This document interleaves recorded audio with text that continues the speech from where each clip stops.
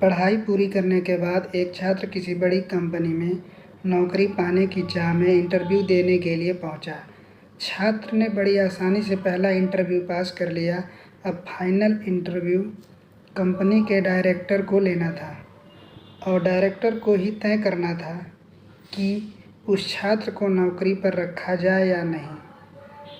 Director ने छात्र का सीवी देखा और पाया कि पढ़ाई के साथ साथ यह छात्र इसी में भी हमेशा अव्वल रहा।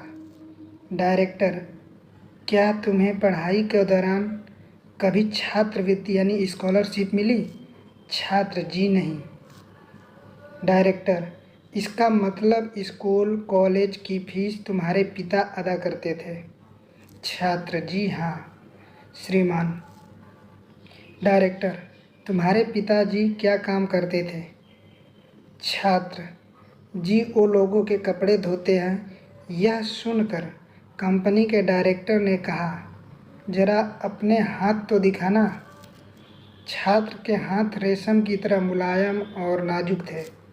डायरेक्टर, क्या तुमने कभी कपड़े धोने में अपने पिताजी की मदद की? छात्र, जी नहीं।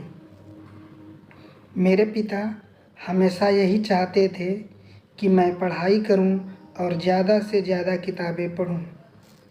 हाँ, एक बात और, मेरे पिता बड़ी तेज़ी से कपड़े धोते हैं।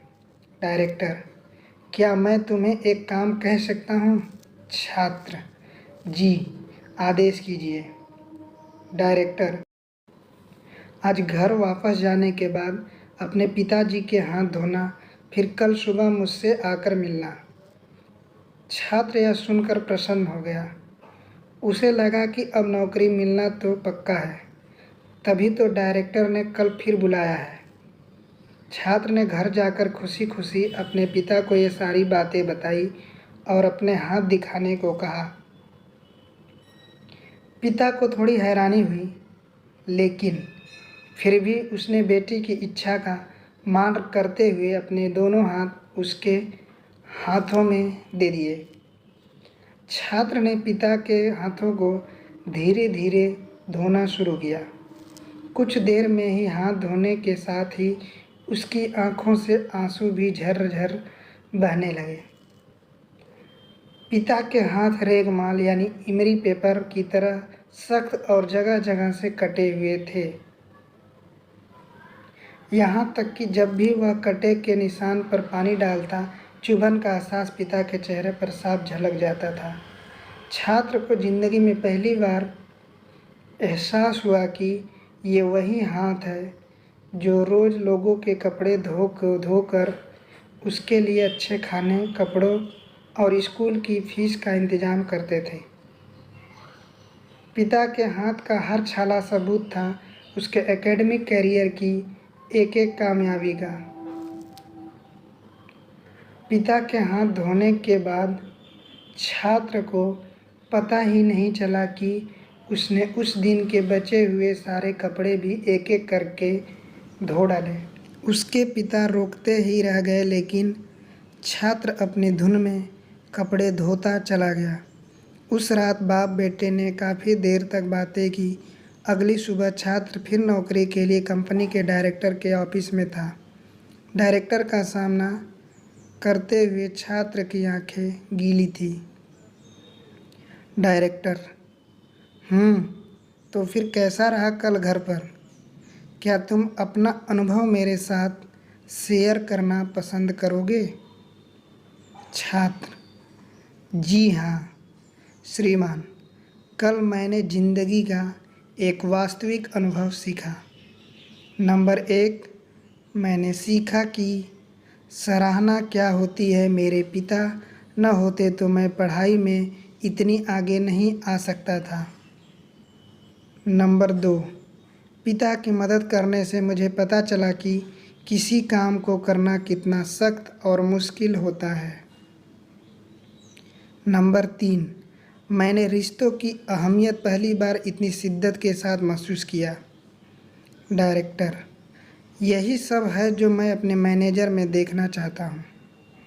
मैं यह नौकरी केवल उसे देना चाहता हूँ जो दूसरों की मदद की कद्र करे। ऐसा व्यक्ति जो काम किए जाने के दौरान दूसरों की तकलीफ़ भी महसूस करे। ऐसा शख्स जिसने सिर्फ पैसे को ही जीवन का ध्येय न बना रखा हो। मुबारक हो, तुम इस नौकरी के पूरे हकदार हो। आप अपने बच्चों को बड़ा मकान दें, बढ़िया खाना दें, बड़ा टीवी, मोबाइल, कंप्यूटर सब कुछ दें, लेकिन साथ ही अपने बच्चों को यह अनुभव भी हासिल करने दें कि उन्हें पता चले कि घास काटते हुए कैसा लगता है। उन्हें भी अपने हाथों से ये काम करने दें। खाने के बाद कभी बर्तन को धोने का अनुभव भी अपने साथ घर के सब बच्चों को मिलकर करने दें। ऐसा इसलिए नहीं कि आप मेड पर पैसा खर्च नहीं कर सकते, बल्कि इसलिए कि आप अपने बच्चों से सही प्यार करते हैं।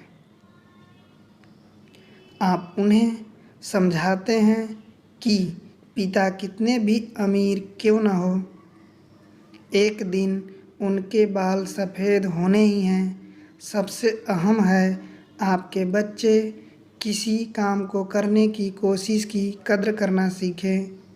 एक दूसरे का हाथ बटाते हुए काम करने का जज्बा अपने अंदर लाएं।